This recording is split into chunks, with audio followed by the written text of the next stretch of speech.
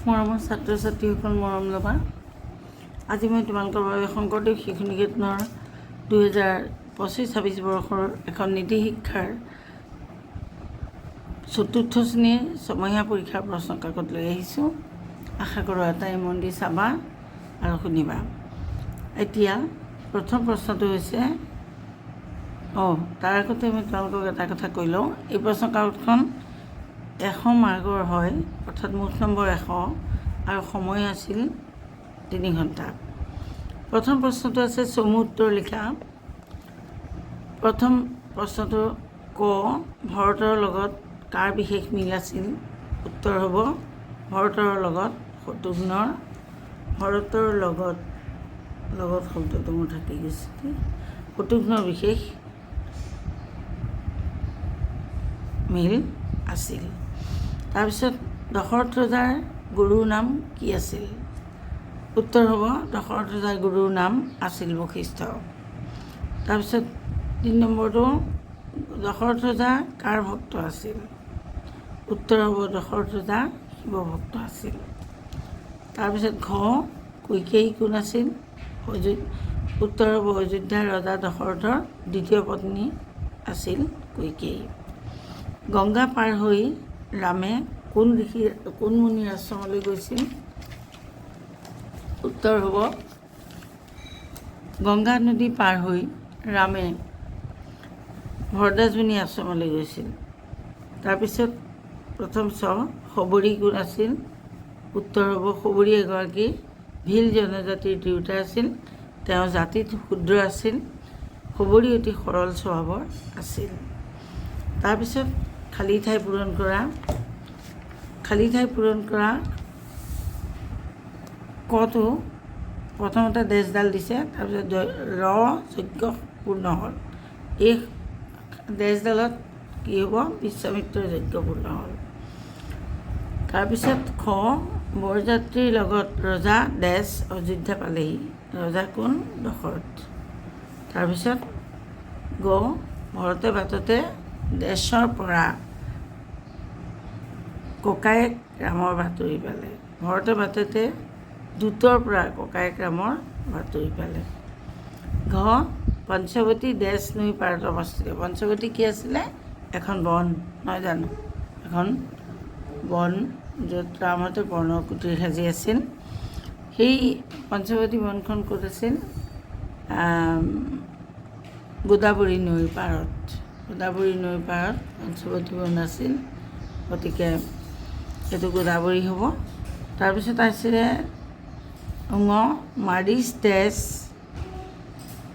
চৰ ভায়েক আছিল। কাৰ ভায়েক? তাৰকা ৰাক্ষসীৰ।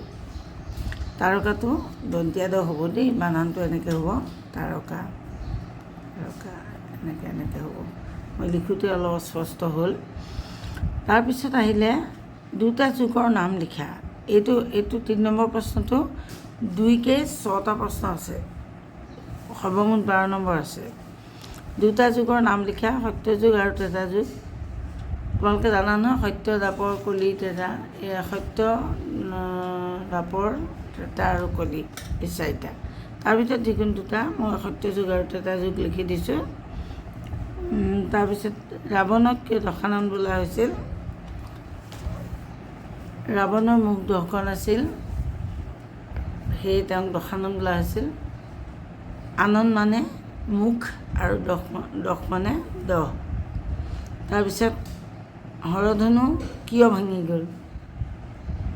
ৰাম এজন অতি শক্তিশালী বীৰ আছিল, সেইতে দাঙি লওঁতে হৰধনু ভাঙি দুটুকুৰা হ'ল।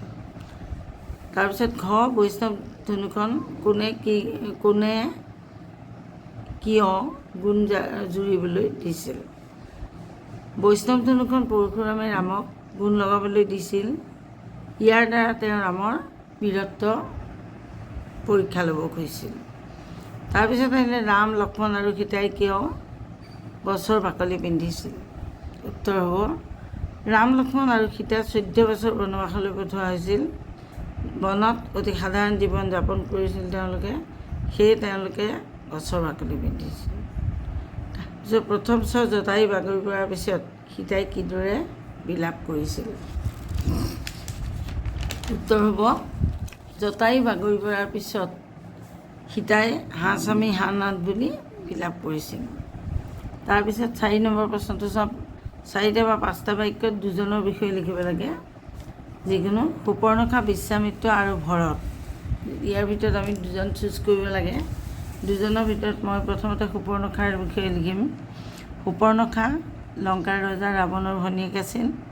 ৰাম, লক্ষ্মণ আৰু সীতা গোদাবৰীৰ পাৰত পঞ্চৱতীত বাস কৰোঁতে সুপৰ্ণখা ৰাম আৰু লক্ষ্মণৰ ৰূপত মোহিত হৈছিল। তেওঁ প্ৰথমে ৰামক বিবাহৰ প্ৰস্তাৱ দিছিল। ৰামে তেওঁৰ প্ৰস্তাৱত অমান্তি হৈ তেওঁ লক্ষ্মণৰ ওচৰলৈ পঠালে। লক্ষ্মণক অমান্তি হোৱাত তাই তেওঁলোকক ভয় দেখুৱাই লক্ষ্মণক আক্ৰমণ কৰিলে আৰু লক্ষ্মণে তেতিয়া তাইৰ নাক কাণ কাটি খেদি পঠিয়ালে। তাৰপিছত আহিলে আমাৰ বিশ্বামিত্ৰ। বিশ্বামিত্ৰ এজন বৰ জ্ঞানী তপস্বী ঋষি আছিল। ৰাক্ষসবধৰ বাবে উপযুক্ত শিক্ষাৰে শিক্ষিত কৰিবলৈ তেওঁ দশৰথ পুত্ৰ ৰাম আৰু লক্ষ্মণক নিজৰ আশ্ৰমত ৰাখিছিল। বিশ্বামিত্ৰ মুনিৰ আশ্ৰমখনৰ নাম আছিল সিদ্ধাশ্ৰম। এইজনা গুৰুৰ লগতে ৰাম মিথিলালৈ গৈ সীতাৰ স্বয়ম্বৰত বৰমালা পিন্ধিবলৈ সক্ষম হৈছিল। তাৰপিছত আহিলে 5 নম্বৰ প্ৰশ্ন। লক্ষ্মণ ৰেখা কিয় আঁকিব লগা হ'ল আৰু কোনে এই ৰেখা কাৰ নিৰ্দেশত আঁকিছিল? উত্তৰ হ'ব সীতাক বনৰ মাজত অকলে এৰি থৈ যোৱাটো নিৰাপদ নাছিল। সেয়ে লক্ষ্মণে ৰামৰ সহায়ৰ বাবে যাবলৈ ওলাই কুটীৰৰ চাৰিওফালে এই ৰেখা টানিলে। এই ৰেখাৰ ভিতৰলৈ অহাজন পুৰি মৰে। আৰু লক্ষ্মণে এইটোও লগতে কৈ গৈছিল যে সেই ৰেখাডালৰ বাহিৰলৈ যাতে সীতা নাহে, এই কথাটো কৈ গৈছিল। আৰু এই ৰেখা লক্ষ্মণে ৰামৰ নিৰ্দেশত আঁকিছিল। আগতীয়াকৈ ৰামে এনেধৰণৰ বিপদৰ আশংকা কৰি লক্ষ্মণক এই নিৰ্দেশ দি থৈছিল। এতিয়া 6 নম্বৰ প্ৰশ্ন চোৱা। একাত্মতা স্তোত্ৰমৰ শ্লোকত থকা 3খন পৰ্বত আৰু 2খন নদীৰ নাম লিখা। একাত্মতা স্তোত্ৰমৰ উল্লেখিত 3খন পৰ্বত হ'ল হিমালয়, বিন্ধ্য আৰু আৰাৱলী, আৰু নদী হ'ল ব্ৰহ্মপুত্ৰ, গোদাবৰী আৰু সিন্ধু। তাৰপিছত আহিলে এটা সুভাষিত লিখা। সুভাষিতটো মই লিখিছোঁ। বিদ্যাৰ্থী বলং ৰূপং মাতা শত্ৰুহ পিতা বৈৰী যেন বালানুপাথিত না শোভতে সভামধ্যে হংসমধ্যে বকযথা। ইয়াৰ অৰ্থ হ'ল যি পিতৃ মাতৃয়ে সন্তানক শিক্ষা নিদিয়ে সেই পিতৃ মাতৃ সন্তানৰ বাবে শত্ৰুতুল্য। হংসৰ মাজত যিদৰে বগলী শোভা নাপায় তেনেদৰে বিদ্বানৰ সভাতো মূৰ্খৰ সন্মান নাই। তাৰপিছত আহিলে ভোজন মন্ত্ৰৰ শেষৰ শ্লোকটো লিখা নাইবা গীতাৰ যিকোনো শ্লোক এফাকি লিখা। মই ইয়াত গীতাৰ শ্লোক এফাকিকে তোমালোকক লিখি দেখুৱাইছোঁ।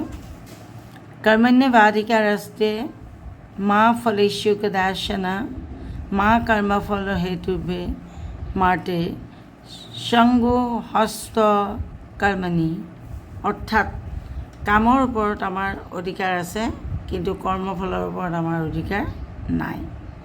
এইখিনিতেই তোমালোকৰ পাঠটো শেষ হৈছে আৰু পুনৰবাৰ লগ পোৱাৰ প্ৰতিশ্ৰুতি দি পাঠটো ইমানতে সামৰি আজিৰ ভিডিঅ'টো সামৰণি মাৰিছোঁ।